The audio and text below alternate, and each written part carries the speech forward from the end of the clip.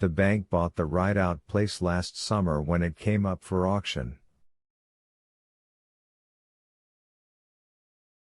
The Triple M, as well.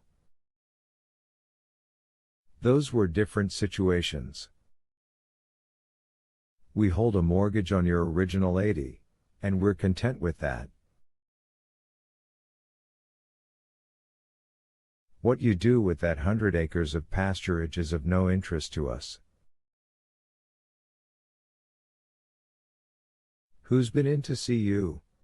I asked, then realized I didn't have to.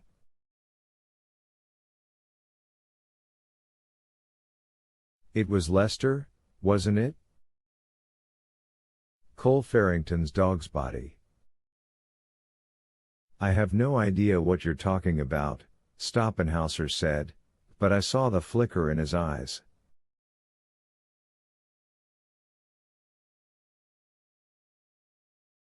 I think your grief and your injury have temporarily damaged your ability to think clearly.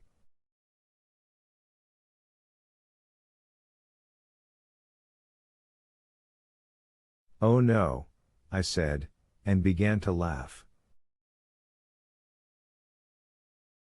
It was a dangerously unbalanced sound, even to my own ears.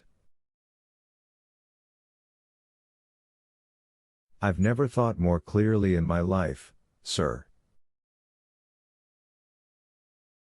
He came to see you, him or another. I'm sure Cole Farrington can afford to retain all the shysters he wants, and you made a deal.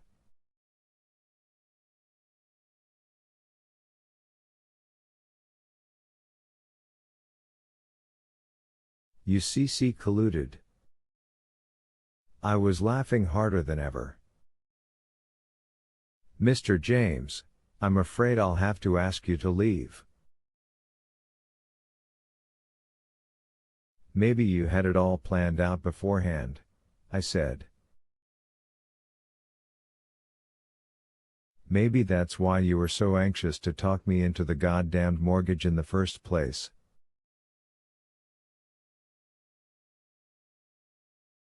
Or maybe when Lester heard about my son, he saw a golden opportunity to take advantage of my misfortune and came running to you.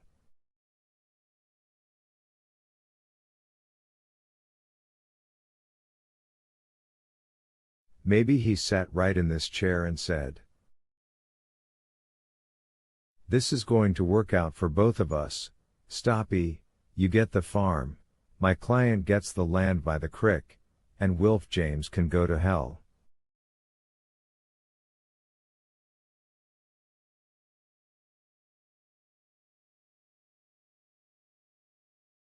Isn't that pretty much how it went?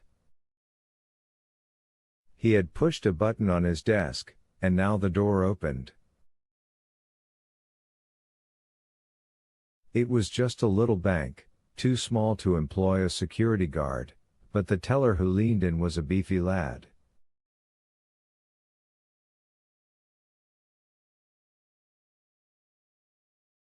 One of the Rohrbacher family.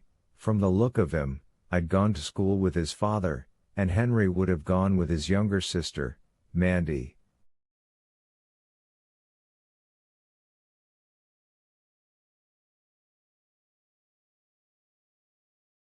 Is there a problem, Mr. Stoppenhauser?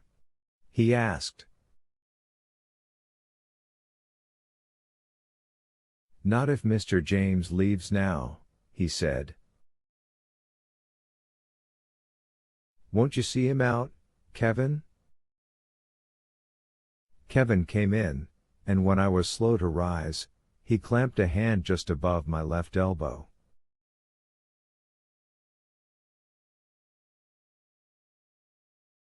He was dressed like a banker, right down to the suspenders and the bow tie, but it was a farmer's hand, hard and calloused.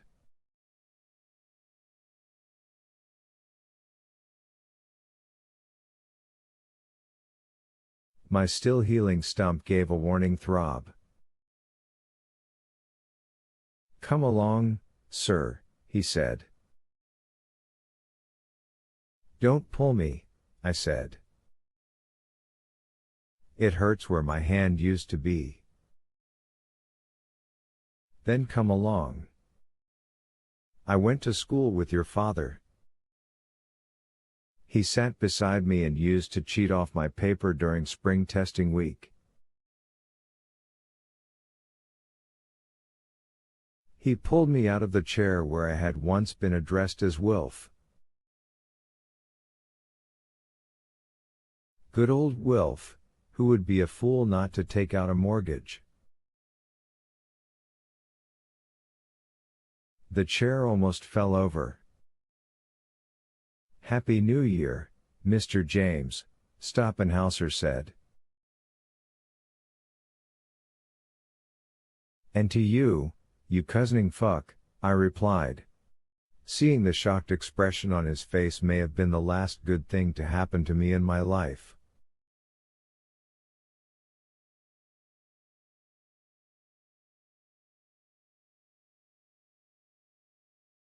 I have sat here for 5 minutes, chewing on the end of my pen and trying to think of one since, a good book, a good meal, a pleasant afternoon in the park, and I can't.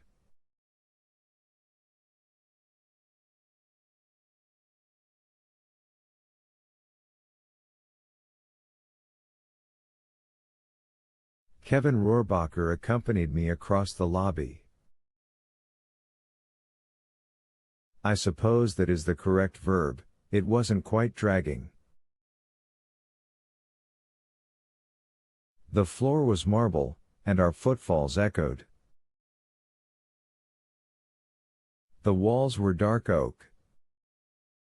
At the high teller's windows, 2 women served a little group of year-end customers.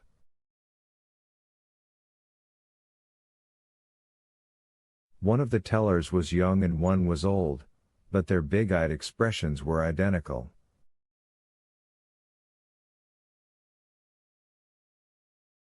Yet it wasn't their horrified, almost prurient interest that took my own eye, it was captivated by something else entirely.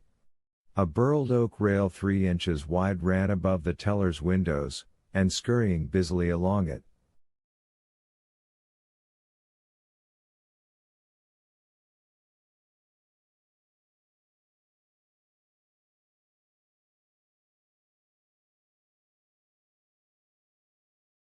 Where that rat?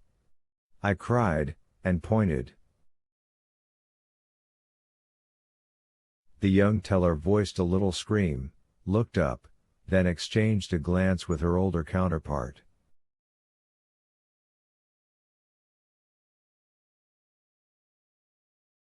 There was no rat, only the passing shadow of the ceiling fan. And now everyone was looking at me.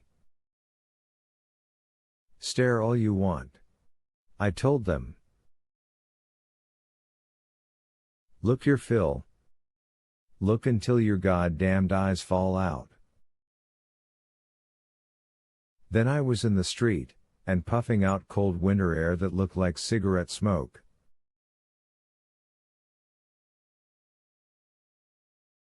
Don't come back unless you have business to do, Kevin said.